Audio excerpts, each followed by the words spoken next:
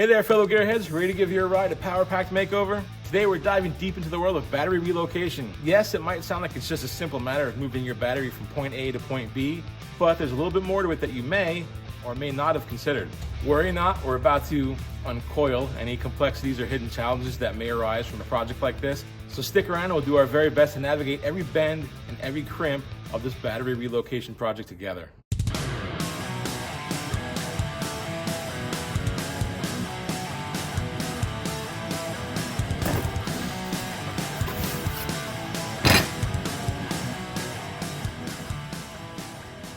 What's up, guys, and welcome back to In the Shop TV. Guys, we are forging on with getting this thing wired and fired up, and this is just the next step in that process. We went with the Optima red top. It's a group 3478 size. If you guys been watching the channel, you saw quite a few episodes ago, we had put a custom battery tray into the truck that we had to fabricate some mounts for and everything. So I'll put a link in the description if you guys want to check that out. But it's made to fit that size battery. So I've already done a couple things. I have a terminal there with set screws on it, and I made up a short cable right here to a fuse block. Normally, you don't see a fuse block on a battery to the starter because your battery's in the engine compartment and there's not much room for anything to happen. It's a really short wire. But this is gonna run all the way from the back of the frame, all the way up the front of the frame to where our starter is. So when you have just a live wire sitting there in the frame the whole time, it's a really good idea to put a fuse or a circuit breaker on it. And you always want that fuse or circuit breaker close to the power source itself. So we have just about an 8-inch piece of cable right there going from the fuse terminal to our positive terminal on the battery. So I'm gonna get this thing up in the air and we'll start with our ground wire. I always say things like ground cable. Go easy on me. I know it's negative cable. All right, so we have our length of negative cable here. And what I've done is when you use those types of clamps that go on the battery terminals and have a set screw, it's a really good idea to just tin the wire a little bit because it really helps those screws bite. Otherwise, if it's just soft copper that's not tinned, that set screw really digs in and sometimes it just kind of will allow this to pull out if you really tug on it. So it's good to tin it a little bit. I do that by putting a torch to the bare end of the wire, stripping some back, and then just dabbing some solder right onto the wire itself and letting it flow into the wire and just kind of coat all those strands and get them nice and solid. So I've got positive and negative terminal blocks that I want to put right up in here where our boxing plate is, right in here somewhere, maybe a negative here and a positive down here. And then I will run some additional wires through the boxing plates if I need to get to the starter or to the front of the vehicle. But it's a good place to stop. I don't want to put them on the outsides of the boxing plates because it's too close to the headers and I have no room to drill or anything. And even right here, I don't really have much room to get a drill in here, at least to get it straight and then drill to mount our terminal blocks. What I'm gonna do is take one of the mounting screws, run it through one of these holes that are existing in the frame, there's plenty of them here, and then mount the block to the outside of the frame and then drill through the other hole that way, so I'll have 2 holes marked for both terminal blocks. And I won't have to drill this way, I'll be able to drill from the outside of the frame where I have plenty of room.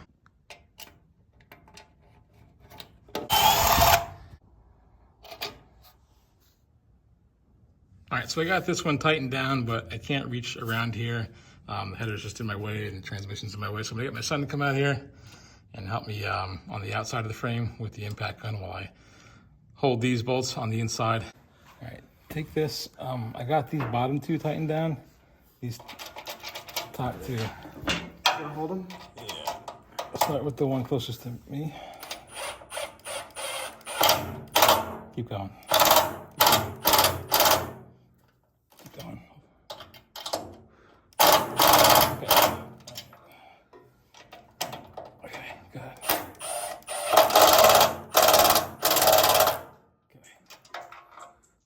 That's it. That was easy. Thank you. You just need someone to get on the other side because you had to hold it. Yeah, well, I mean, I was able to reach this one because it's, I'm right here, Yeah, but I couldn't get my arm all the way over there. It's like blocking the eye, see? Yeah. Thanks, buddy. You're welcome. Love you. Love you. So what's next on the bucket list for you? So I got the battery in. Yeah. And I'm gonna run 2 giant cables. And you make sure battery holder? Yeah, I'm gonna run 2 giant cables up the frame. That's what these are for. Okay. So I've got this hydraulic crimping tool right here, which basically has dies that you put in that are marked for whatever size crimps you're gonna use. It says 0 gauge because we're working with 0 gauge wire over here. It's basically just kind of insert them in there. You'll put your lug in there and then you start ratcheting down on it and it makes a good solid crimp. If you don't have one of these, they make really inexpensive tools, kind of like these hammer punch ones here. You basically just lift up on this, it's spring loaded. You put your terminal in there, let it fall on it, and then whack the crap out of it with a really heavy hammer, and it crimps it down. It does work. It's a little crude, and if you bang it, it kind of moves around in there. Then you don't crimp it in the same spot. It can be a little bit of a pain in the neck, but it does work in a pinch. So you don't have to have one of these. If you want to make battery terminals, you can use something like this.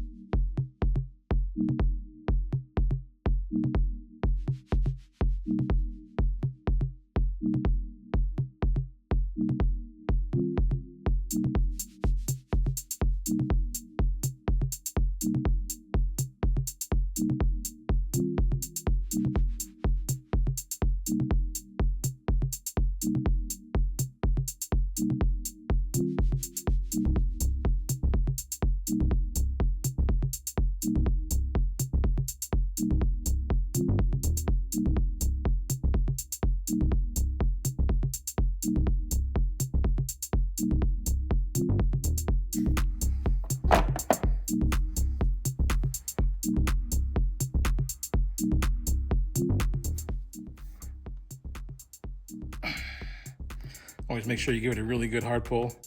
Be positive that's seated on there well. All right, so we're back into the truck. First thing I want to do is take the cover off of our fuse block right here. We're gonna meet up with this bottom terminal. What I want to do is take both cables and kind of route them now where they need to be up on the battery. One here, we're gonna snake one in there, which is gonna be the negative cable, and up and around. Gotta trim some of the plastic off because these big terminals take up a lot of space. There we go.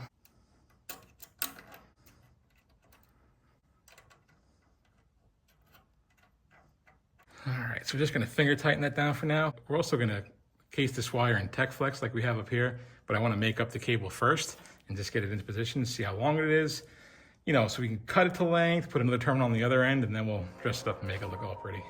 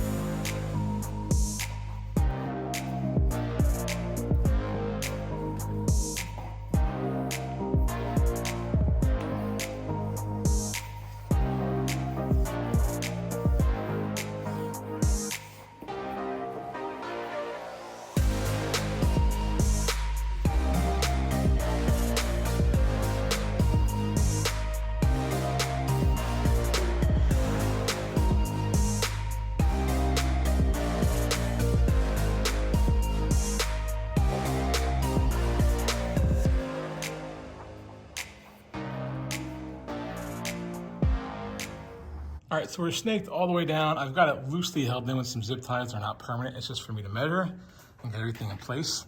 I'm just gonna put this ring terminal in place where the red cable is. I'm gonna mark right here where I should make my cut, which is right on that B where it says cable. All right, I've got the black one marked just the same. So now we can go ahead and take these down after we put them back up, pretty them up with some Tech Flex sleeving, crimp our ends on, and then reinstall them permanently.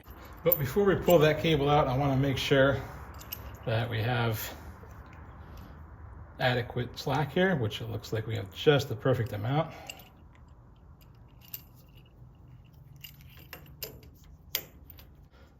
Oh yeah. On second thought, I think I'm gonna cut them and crimp them right here in place, just so that I know for sure.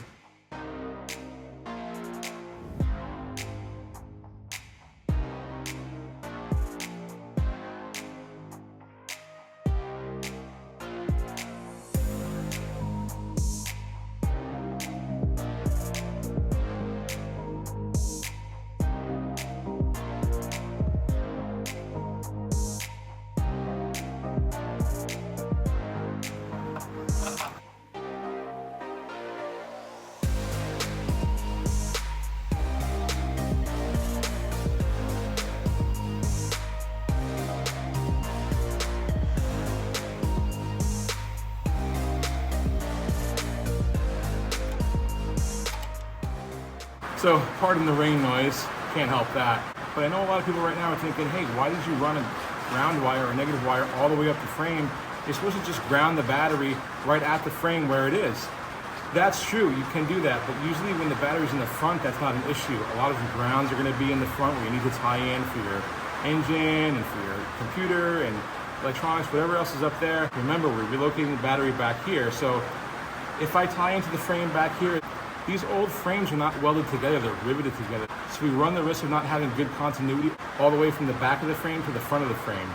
You got rivets, you got 70-year-old metal that's potted and pitted and rusted. It's just not a good idea. I'm also going to ground the battery at the rear of the frame for whatever I install back here. Taillights, fuel pump sender, any of the electric components that are at the rear of the vehicle will have a good chassis ground back here, right close to the battery. But we definitely always want to run a good solid ground wire or negative cable all the way up to the front of the vehicle, because you can take shortcuts with certain things. Like we did this frame paint. It was kind of an experiment. We just slapped some hardener in there and threw it on this unprepped frame and see how it goes. That's an acceptable shortcut because who cares? This is never going to see salt or rust or anything like that. So if it doesn't work out, it doesn't work out. It doesn't matter. With stuff like this, guys, especially with electronic engines and fuel injection and all that, and computers, good ground is imperative. So why not have a solid ground run directly from your battery all the way up to the engine, to the front of the vehicle, where you have all those grounds that need to be tapped into, and just sleep well and know that you've got a good connection up there. That's why we ran a separate cable up to the front, and we're also grounding it at the rear. We'll probably end up even making another video in this series that's just all about just grounding this vehicle, because we got a lot of grounding to do up at the front, the one at the rear that I just mentioned, the frame itself. A lot of that's gonna have to get covered. So we'll probably do another video just on grounding it. I know it sounds boring, but it's arguably the most important part of this, especially with EFI and computer controlled vehicles. All right, guys, we are gonna install this TechFlex sleeving over our positive battery cable here.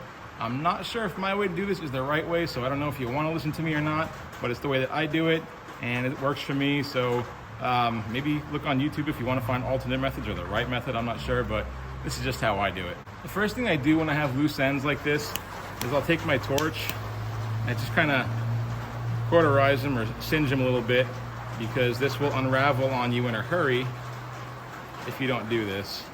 It just kind of melts them closed or whatever. Not fully, but it helps a little bit.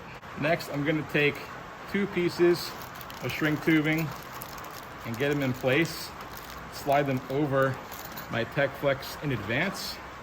This is kind of difficult to do once it's in place.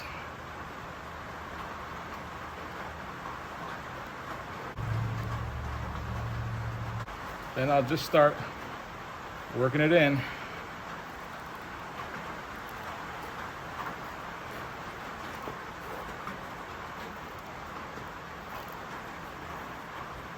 So how this stuff works is you just kind of bunch it up, it gets kind of thick there, pinch it with this hand, and then you just slide the excess down the cable.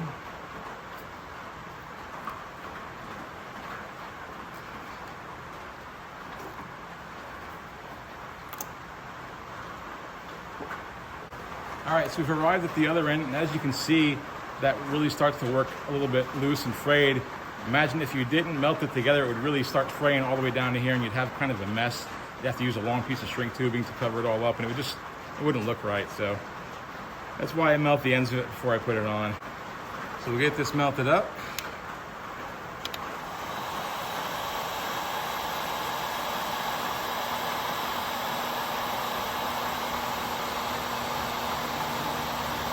I like to use shrink tubing that has adhesive in it, glue line, so it really holds on really well.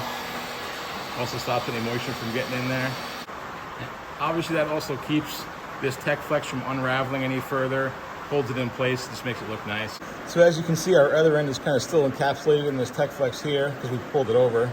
So we'll take our available shrink tubing that we slid over in advance, get that into position.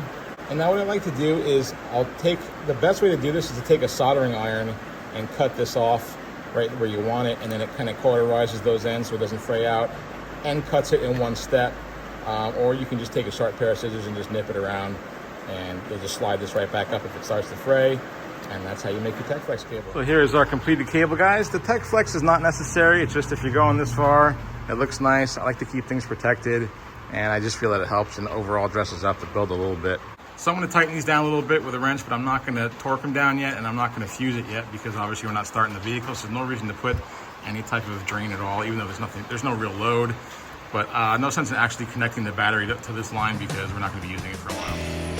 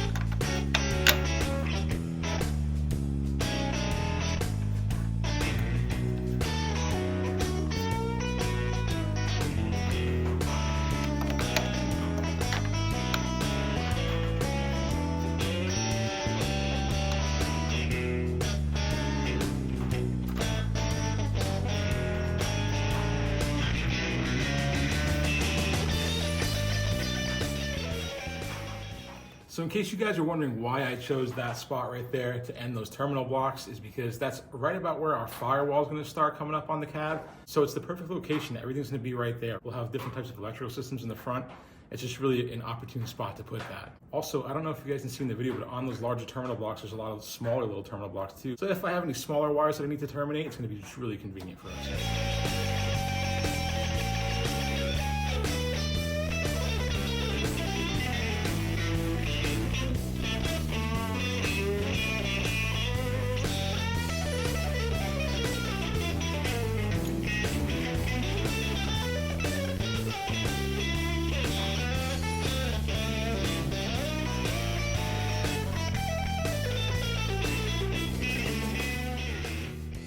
So in just a second, we're gonna make a bracket for this thing because this tray that I have, the bracket that they give you kind of installs on an angle and kind of mar up the end of the battery. It's just kind of cheesy looking. So it fits the battery just fine in its present form, but I'm a little nitpicky and anal, so I kind of want it to look the way I want it to look. And we're gonna make a custom bracket for it in just a second. But I wanna talk a little bit about Optima batteries first and the different types of batteries and why I chose this one. There's a lot of choices when you choose a battery. Why did I go with Optima? Well, for one, it's an AGM battery, which I really like. AGM stands for Absorbed Glass Matte. One of the advantages to that is that they're typically longer lasting. Although I'm not taking advantage of the next cool part of it, they can be kind of installed in different orientations, meaning if you wanted to install the battery sideways or on its end or whatever, it differs from a flooded battery where you can only install it in an upright type of position. Optima comes with a really good warranty too, which is important to me because sometimes you get a battery and I don't know, it's a dud, doesn't work, or it doesn't last, or it doesn't hold a charge. So a good warranty is really important to me, and a company that stands behind their product is also really important to me. They're widely available. If I need to replace this for any reason down the road, I can pretty much step into any AutoZone, Napa, Pep Boys, or anything and find an Optima battery right on the shelf. And most importantly, my favorite color is red, so I mean, come on. Seriously though, they come in different colors, and there's actually meaning behind the colors. Red notates their starting battery, which is kind of what you're looking for in your daily driver, just something that's going to be a reliable starter for you all the time. If you have something that's maybe more of a show car where you're running like accessories or lights or opening and closing hinged bed floors and stuff like that, you might want to consider the yellow top, which is like a deep cycle battery. You'll see deep cycle batteries a lot on boats, which kind of makes this good for a boat application too, because boats typically are sitting there anchored for a period of time, whether you're a fisherman or you're out pleasure cruising, and you'll have radios on and lights on and live well going and all types of fun stuff. And that can really put a drain on your battery and a damper on your day if you have just a starting battery in there. So that's what a deep cycle battery is for. Optima also has their blue top series of batteries, which I believe is internally identical to the red top, but it has additional threaded fittings on it. And I think it's a little bit more geared towards like RV and marine usage. All right, let's make a bracket for this thing. So a few videos back, we built this tread plate and a couple brackets to hold this battery tray that we got off of Amazon, and it's meant to hold the Group 3478 battery, which this is, but with this more rounded design and with the terminals on the side, has kind of like this raised area right here. I just don't want to like mar this up because the bracket that it comes with has this angle iron piece that kind of goes over there, really protrudes out kind of far on both sides. And it has these threaded rods that hook onto the tray and go on an angle and kind of tighten everything down like that. I don't know, it'll work, but it's kind of cheesy. And since I don't have flat lip right here in this battery, I don't really like that option. I just don't think it's gonna look good either. What I can do is, since this battery is a bit narrower and I have a little bit of clearance on both sides of the tray right here, I think I can reuse these threaded rods and mount them on the inside like that. And we'll cut them down a little bit, maybe, you know, this long or something like that so they don't stick up too far. Then we can put a flat bar going across the top to put pressure downwards on this and really hold it in there really tight. So I have a ton of scrap laying around. I got a piece of flat stock and I thought initially I could use that. But you know, once you lay that in a flat orientation and you put bolts on here and you pull it down the side, you kind of get that bending going on. So unfortunately I had to head to the store and actually purchase something, but I figured a little piece of C-channel from Home Cheapo over there will serve our purposes perfectly.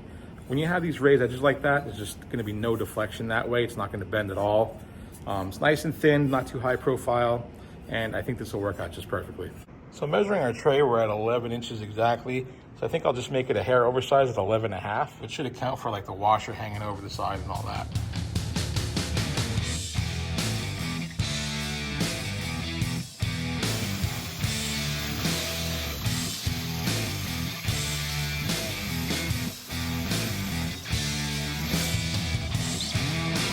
Love that cold saw. You guys gotta make straight cuts in metal. That's the best tool to have. So I decided to go with the flat stock instead because that piece of C-channel over there, those lips come up a little bit too high and they wouldn't clear the battery terminal. So it worked out okay though so far, because when I cut this down short, there's hardly any deflection in it at all. And we don't have to put a tremendous amount of clamping force on it, so I think it'll be just fine. But we'll test that in a second. I'm gonna get these holes drilled right now.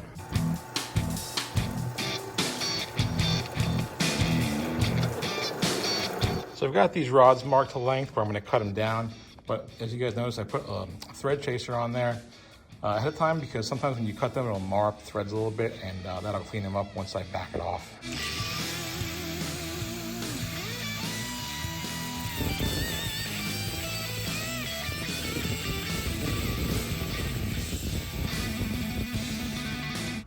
So I'm just gonna run that back and forth a few times.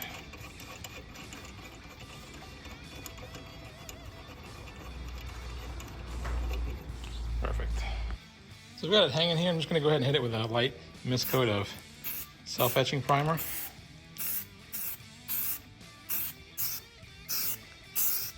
Then, it's not too often that this happens, but I found what seems to be almost an exact match for that Optima red top. That is Poppy Red Satin Rust-Oleum 2X Ultra Cover Paint and Primer. I mean, I really cannot tell the difference. I don't know what it's gonna look like when it dries, if it'll be exactly the same, but from that cap to that battery top, I mean, maybe this is a shade more red pigment in it, but that's pretty damn close.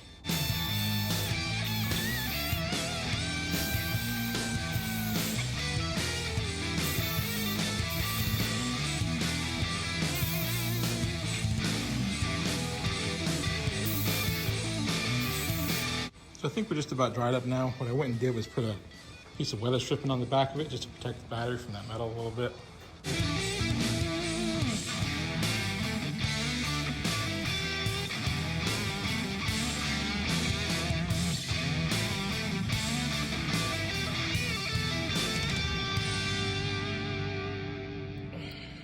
Oh yeah, that's not gonna go anywhere. So like I said, there's gonna be a separate grounding video. Basically, we're gonna go over how we ground everything at the rear of the frame, at the front of the frame, the engine block, all that good stuff. The third part of this video series is gonna be, we gotta run a wire to the starter from our forward terminal block. And it's gonna be a little bit challenging because we got headers in the way, we got a boxing plate in the way. So we gotta figure something out for that. And it'd be kind of cool to figure it out together on camera. Then we gotta run a charge wire for our alternator. And what I have in mind for that is gonna be a little bit different than the conventional method of what you guys normally would see when you're charging an alternator. But that third part of this video series is not gonna be for a little while because we gotta get an alternator installed and get close to running this engine, which I hope is really soon. Also, I gotta give a huge, tremendous shout out to Optima Batteries. They are a huge company and I am just a tiny little channel, and they took a big leap of faith on me, and that hits me in the feels. Thank you guys, I really appreciate you. Most of all, thank you guys for sticking with me and watching this video and for watching all my videos, guys. I really appreciate you being here. I appreciate you watching this journey with my 55 Chevy truck. If you want to see more of this build or any other stuff that goes on here in the shop, please consider subscribing to the channel. Please like this video because that's what tells YouTube that we're doing a good job and it helps promote them. Every time you guys hit that like button, it really helps me out a lot. And leave comments. I love to read your comments and give you guys feedback and grow our little community together. Guys, as always, thanks for watching, and until next time, I'll catch you in the shop.